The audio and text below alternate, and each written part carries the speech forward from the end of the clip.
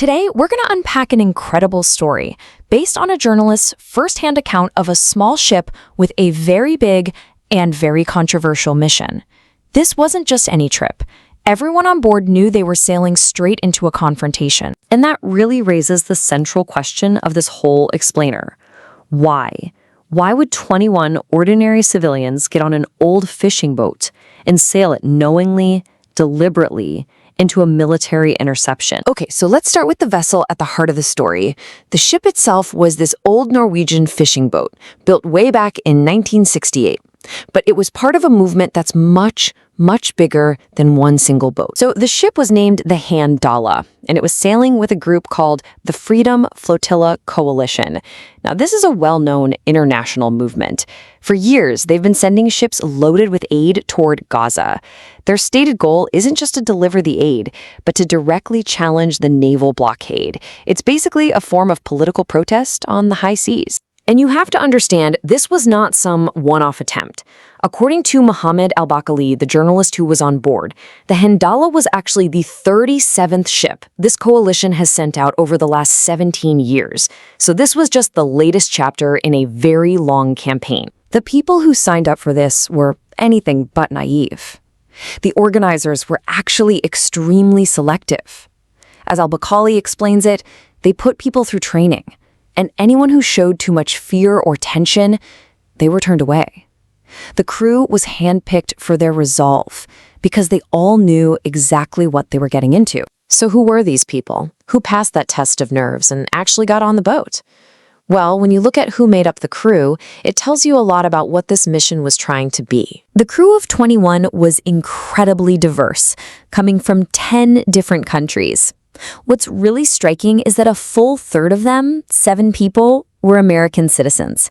The rest were from all over, France, Italy, and a handful of other European and Arab nations. On this tiny boat, you had this amazing little micro-society. I mean, the ages ranged from a 25-year-old French parliamentarian all the way up to a 75-year-old grandmother who was the ship's cook. You had mechanics, activists, journalists, people of Jewish faith, people of Muslim faith, and others, all communicating in their one shared language, which was English. So what could possibly hold a group like that together? They were total strangers. Well, Al-Baqali puts it really simply.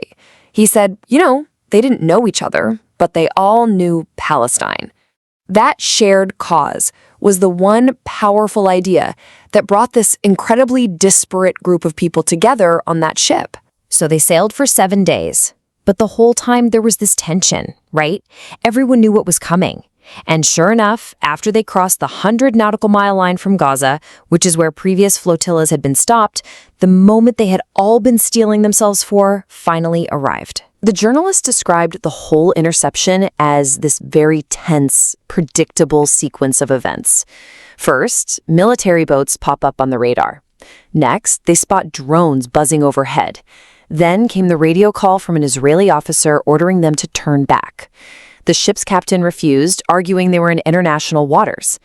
And then, the final pre-planned move. Everyone threw their phones and laptops into the sea so they couldn't be confiscated. And in that final moment, you see this stark contrast in tactics. The activists had their own clear, nonviolent protocol. Sit down, link arms, raise empty hands. The response, as Al-Baqali described it, involved armed soldiers boarding their civilian vessel. So picture this. You're on the ship. Soldiers are coming aboard. What do?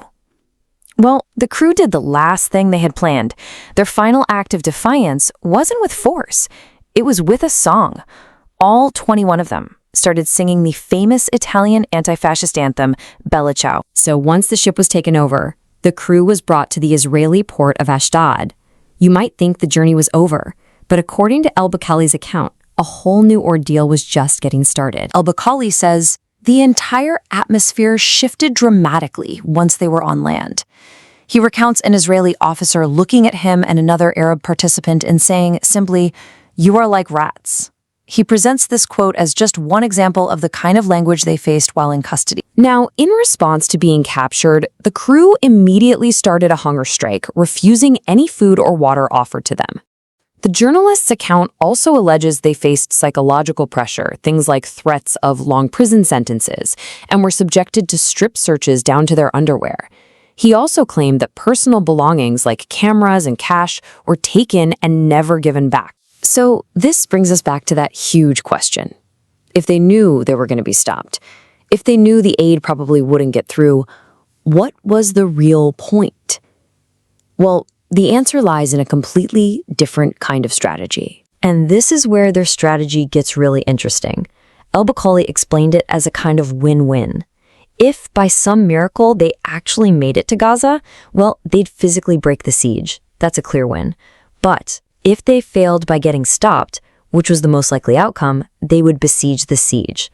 By forcing that military interception, they put the blockade itself under an international spotlight. Ultimately, their goal was to win what they called a war of narratives. Success wasn't about the cargo they were carrying.